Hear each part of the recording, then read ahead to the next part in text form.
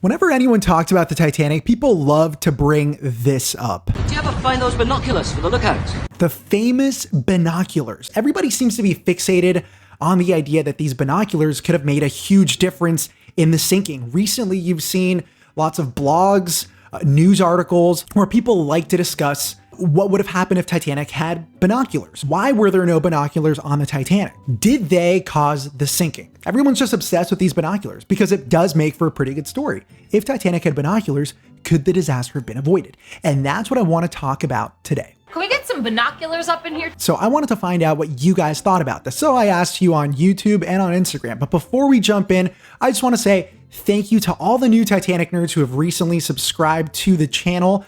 Welcome to the community. I want to remind you guys to give this video a like and hit that subscribe button. Here on my channel, we talk about obviously the Titanic and disaster. So if you're into that, then this is probably the place for you. Okay, so on YouTube, I asked you guys, if Titanic's lookouts had binoculars, could the disaster have been avoided? And this one was actually pretty evenly split. A plurality of you said yes, binoculars would have helped.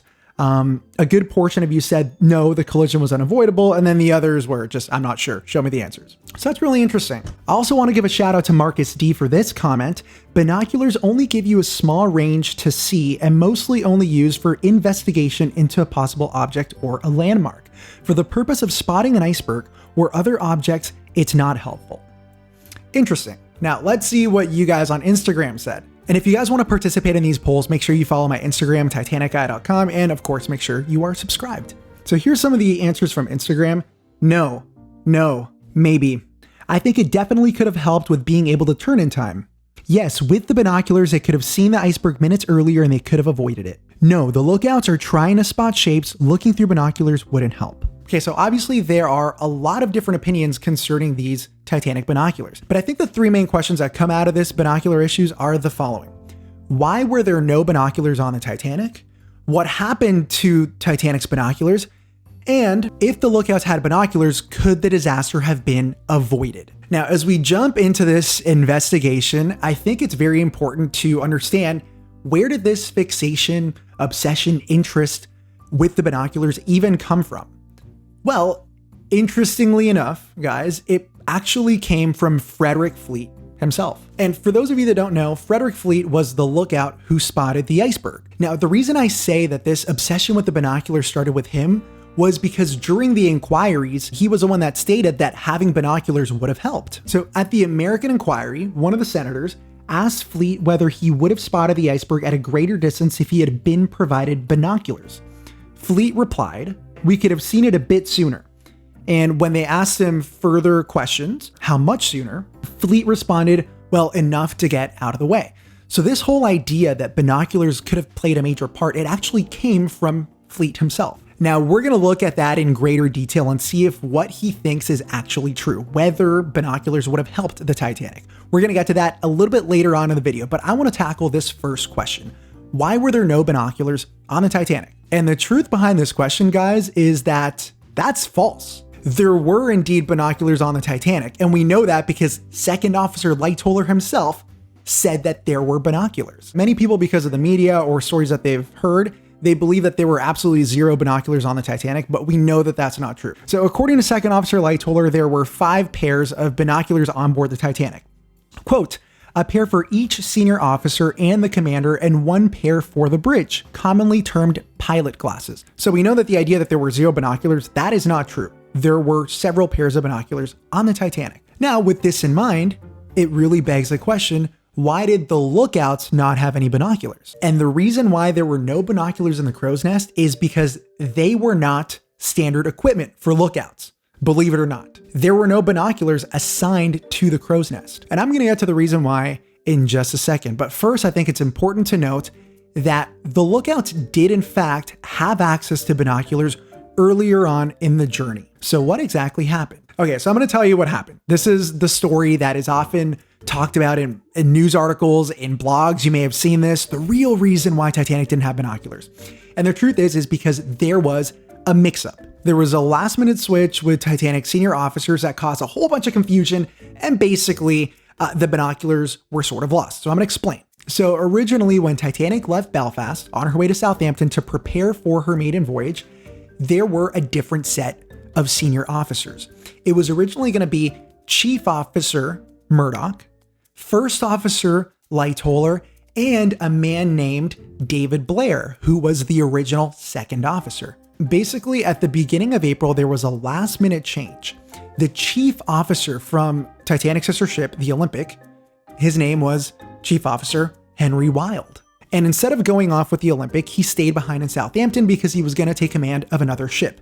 However, there was a major coal strike that was happening, so long story short, he was reshuffled and assigned to Titanic. So he was now going to take over as the chief officer on the Titanic, which meant that all the other officers, they had to be reshuffled and re-ranked. So Chief Officer Murdoch became First Officer Murdoch, First Officer Lightoller became Second Officer Lightoller, and Second Officer David Blair left the Titanic altogether. This was a very last minute change. Now, why am I telling you this? Why is this important? Well, this matters because Second Officer David Blair, he was the one who originally had lent the lookouts his pair of binoculars. Those are the binoculars that they had been using from the trip from Belfast to Southampton. Since there were no binoculars assigned to the crow's nest for the lookouts, one of the lookouts had basically asked David Blair if they could borrow his. He said yes, and they had been using those binoculars. However, when Titanic reached Southampton, David Blair then asked one of the lookouts named George Hogg to go and lock those binoculars in his cabin, right? So that they wouldn't get lost.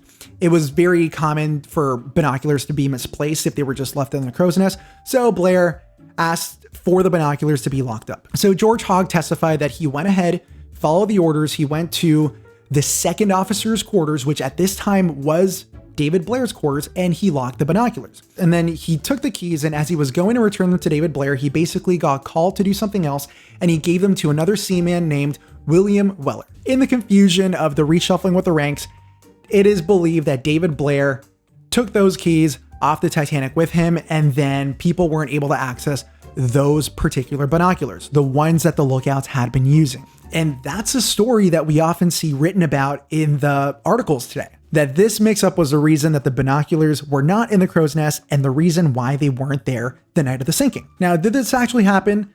It's possible. However, one of the most probable scenarios is that Lightoller just ended up taking command of those binoculars. We do know that Lightoller was using a pair of binoculars, and since David Blair left those in the second officer's cabin, which was now Lightoller's, it's most likely that the keys were indeed returned to the cabin and that Lightoller ended up using those binoculars. But it's important to remember that David Blair only let the lookouts borrow his binoculars at his own discretion. He didn't have to do that, right? These binoculars were not standard equipment for the crow's nest, as I mentioned earlier. So what happened to the lookout's binoculars? Chances are, guys, that they were probably still on the Titanic, but just being used by the officers. Okay, now we've reached the main question. Would having binoculars have prevented or helped with the disaster? Guys, in my opinion, no, the binoculars would not have had any effect whatsoever. Now, why do I say that they wouldn't have done anything? Well, that's because that's what all the captains and officers and seamen back in the day said. They were the ones that said that they probably wouldn't have made a difference. If we look at a lot of the testimony of these officers and the lookouts themselves, they were basically trained to spot any sort of object with the eye first, and then if they wanted to, they could use binoculars, if they were available to them, to identify it further. But their main job was to spot anything with the naked eye and ring the bells. We even see that Second Officer Lightoller says exactly this at the inquiries after the sinking. When Second Officer Lightoller was asked if binoculars would not have helped the lookouts identify what they saw as an iceberg sooner, quote, he says, "He might be able to identify it, but we do not wish him to identify it. All we want him to do is strike the bells." That's important to remember, guys, because the lookouts, their sole job was to just spot for objects ahead. They would either ring one bell, two bells, or three bells. If they rang the bell once, that means that there was something off to the port bow. If they rang the bell twice, that means there was something off to the starboard. And if they rang the bell three times, like Frederick Fleet did,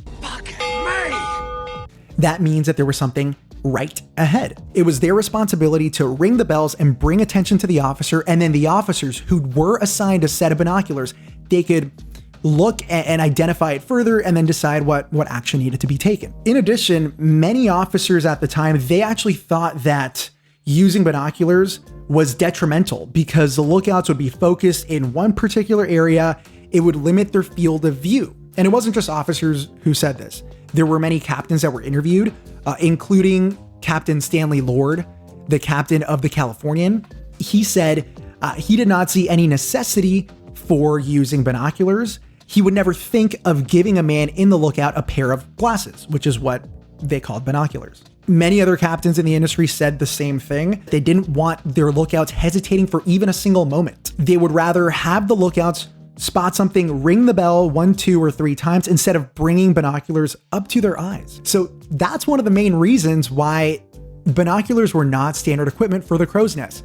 Many captains, many officers, they didn't want the lookouts being distracted by the binoculars. They were trained to spot everything with the naked eye first and then just ring the bells to advise if there was any danger ahead. So to summarize everything, why were there no binoculars in a crow's nest?